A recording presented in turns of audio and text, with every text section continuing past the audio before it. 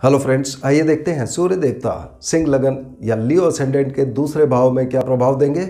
मेरी साइड में सिंह लगन की कुंडली है जिसमें नंबर 5 लग्न में सबसे ऊपर बीचों बीच लिखा हुआ है।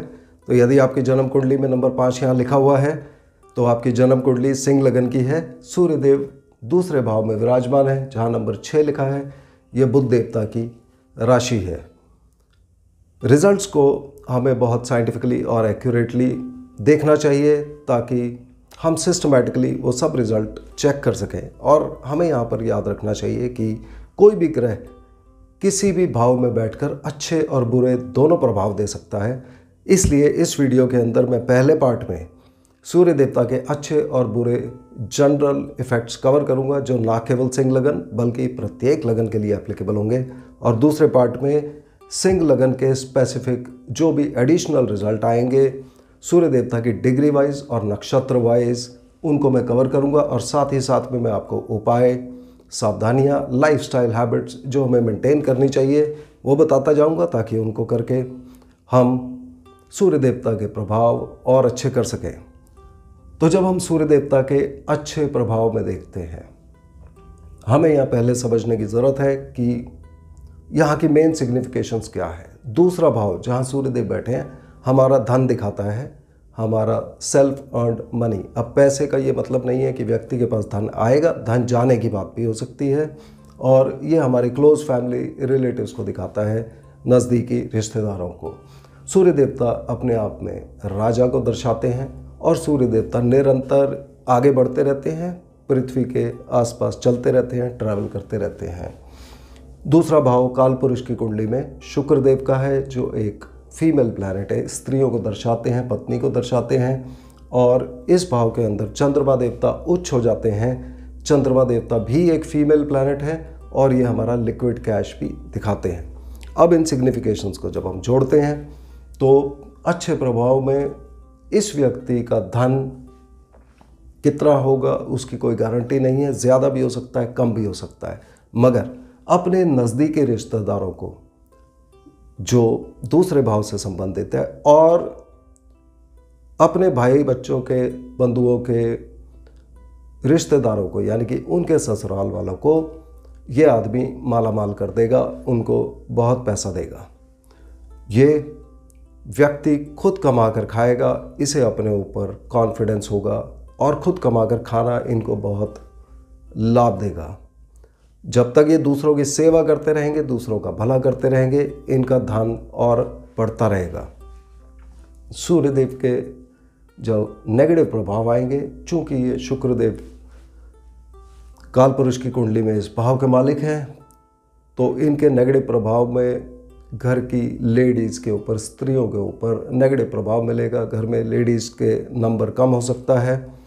और इसके अलावा चूंकि इस भाव में चंद्रमा देवता उच्च हो जाते हैं तो यहाँ पर इस व्यक्ति के लिक्विड कैश में अप डाउन हो सकता है। राजा कभी भी दान नहीं लेता है, तो दान लेने से इन व्यक्तियों को बहुत नुकसान होगा आर्थिक, खास करके तब जब चंद्रमा देवता 8वें भाव में बैठे हों। तो कभी भी इस कुंडली में दान नहीं लेना चाहिए।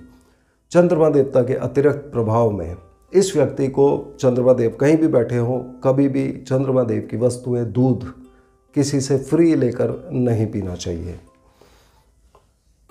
जब सूर्यदेव यहाँ अकेले बैठे होंगे तो ये शुक्रदेव से संबंधित चीज़ों पर नेगेटिव इफेक्ट देंगे, घर की स्त्रियों के ऊपर। और ख़ास करके इस व्यक्ति के उम्र के 26वें साल में और 38वें साल में ये घर की स्त्रियों के ऊपर नेगेटिव प्रभाव दे सकते हैं। जब हम बाकी प्लैनेटरी कॉम्बिनेशंस देखते हैं, चंद्रमा देवता यदि 6ठे भाव में बैठे होंगे तो चंद्रमा देवता और सूर्यदेव दोनों के अच्छे प्रभाव आने की उम्मीद होती है। यदि चंद्रमा देवता 8वें भाव में बैठे होंगे तो कभी भी दान नहीं लेना है। मंगल देव यदि 8वें भाव में बैठे होंगे तो ये व्यक्ति लालची होगा।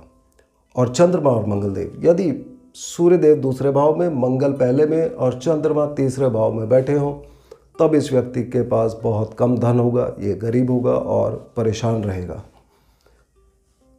सूर्यदेव के दुश्मन ग्रह शुक्र, राहु, केतु और शनि, यदि इनमें से कोई सूर्यदेव के साथ इसी भाव में बैठा होगा, तब इस व्यक्ति की उम्र के 33वें और 45वें साल में खास करके इन ग्रहों की वस्तुओं पर एक नेगेटिव इफेक्ट आएगा, और ये खास करके ससुराल से संबंधित अगर सूर्यदेव के साथ शुक्रदेव बैठे होंगे तो इन सालों में इस व्यक्ति की शादीशुदा साली के ऊपर नेगेटिव इफेक्ट आएगा।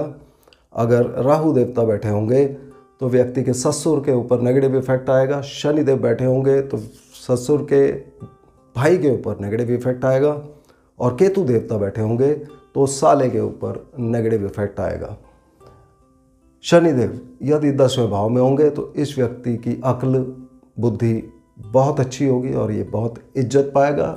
मगर यही शनिदेव यदि 11वें भाव में बैठे होंगे, उस केस में इस व्यक्ति का मूड हमेशा अप डाउन होता रहेगा, कभी बहुत खुश हो जाएगा और कभी बहुत उदास हो जाएगा।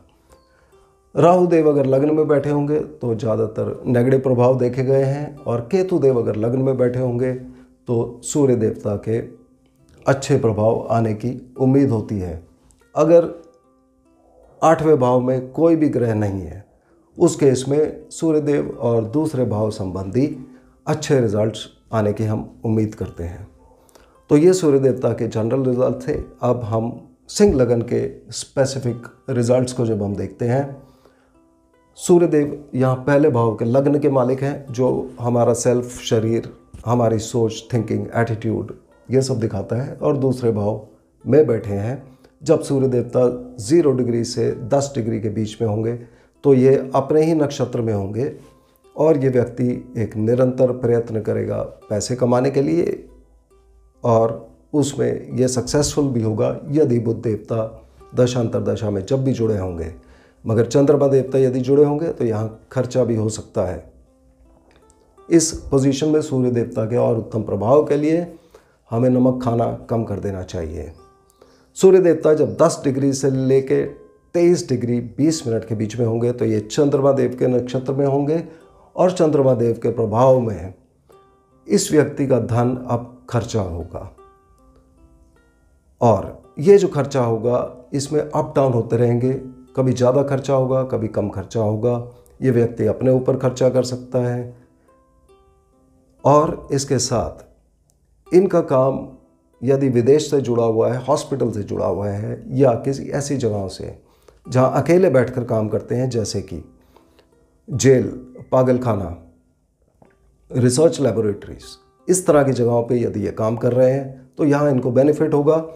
इस प्रभाव में चंद्रमा देवता इस व्यक्ति को फॉरेन सेटलमेंट भी करा सकते हैं और फॉरेन ट्रिप्स भी दे सकते हैं। एमएनसी से जुड़े, एक्सपोर्ट इंपोर्ट से जुड़े कामों में, ओवरसीज़ जो भी काम है उनमें इन व्यक्तियों को फ़ायदा होने की उम्मीद होती है, खास करके यदि बुध देवता भी इनके साथ किसी तरह से जुड़े हों। यहाँ पर इनकी रातों की नींद खराब हो सकती है, इनको हर चीज़ में वीकनेस भी फील हो सकती है, जैसे कि इनको लगेगा कि इनके पैसे कमाने के एफर्ट्स उतने सक्सेसफुल नहीं हो रहे हैं।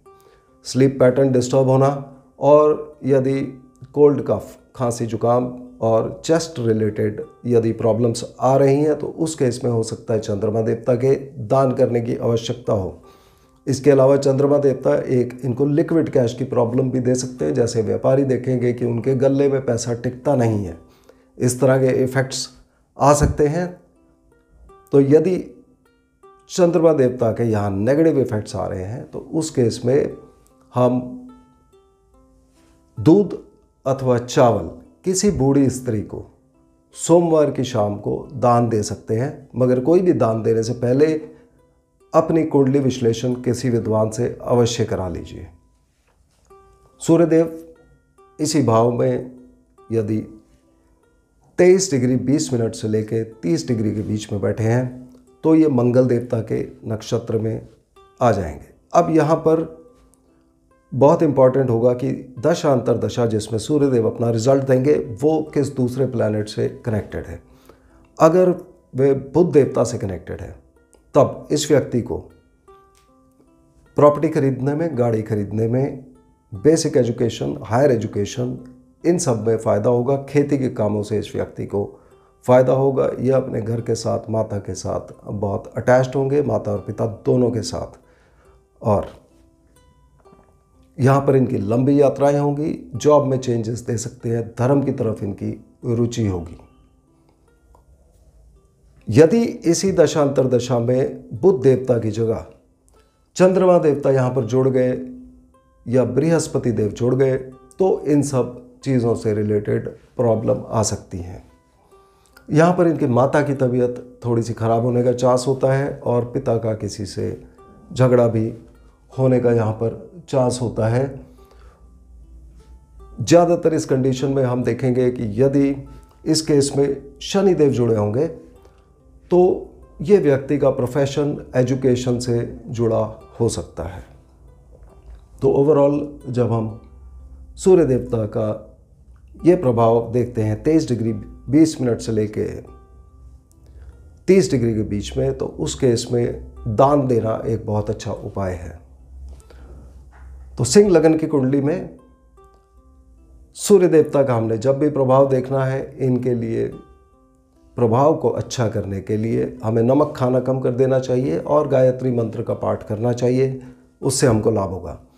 तो मुझे उम्मीद है आपको आज का वीडियो पसंद आया होगा। अगले वीडियो में हम फिर मिलते हैं, तब तक के लिए धन्यवाद।